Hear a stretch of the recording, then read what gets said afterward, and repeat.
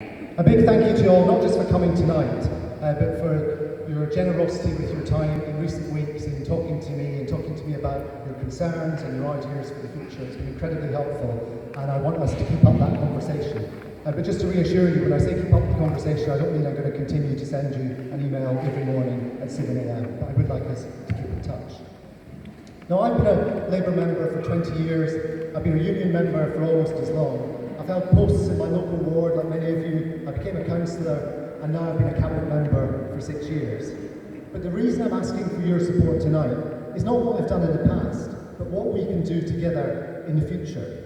Because a mayor can't do all of this on their own. We need to be working together as Labour members, with councillors, trade unionists, and the mayor to come up with solutions rooted in Labour values to tackle the big problems we know our community faces.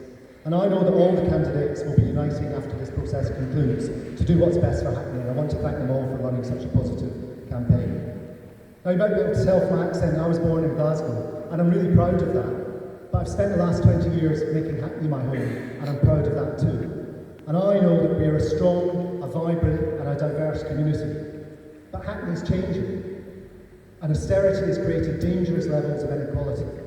And the other day we heard Theresa May on her first day in office saying that she wanted to tackle injustice and support the most vulnerable. Well, an injustice she could tackle straight away is the fact that the poorest boroughs like Hackney have faced the biggest cuts to their budgets, whereas places like Richmond and Surrey have been left largely untouched.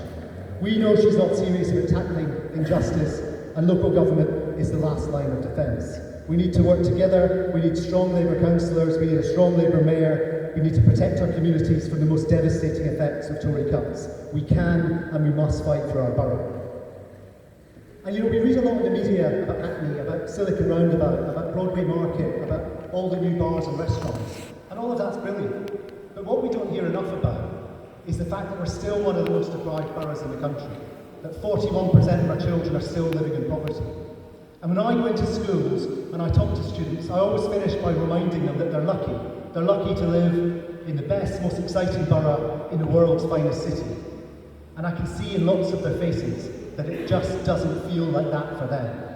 And changing that attitude, that's a fundamental challenge for the person who gets this job. As Mayor, I want to protect this borough, make it a better place to live for everyone, and make sure that no one is left behind. And we know that one of the biggest issues Hackney faces is the housing crisis. We've got hundreds of families with their lives on hold in temporary accommodation, private renters paying through the nose for substandard accommodation, and social housing under attack from the Tories.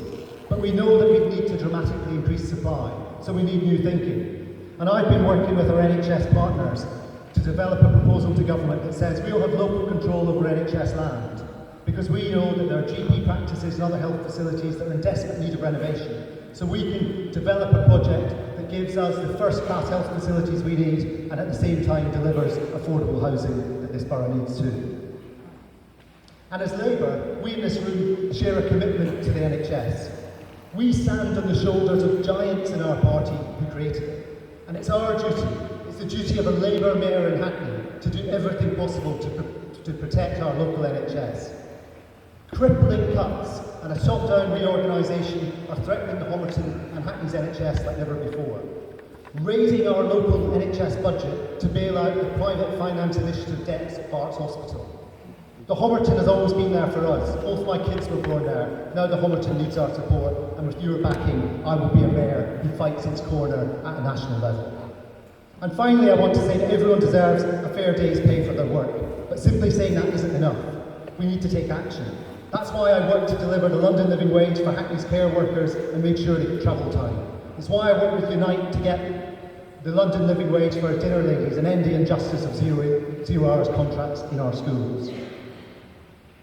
And that's why, as Mayor, I will insist that if you want to rent one of the council's properties, then you're going to pay at least the London living wage. That's 300 properties, over 2,000 staff, real action on decent pay in our borough. So I stand for a Hackney where no one is left behind. That's what drives me to seek your support.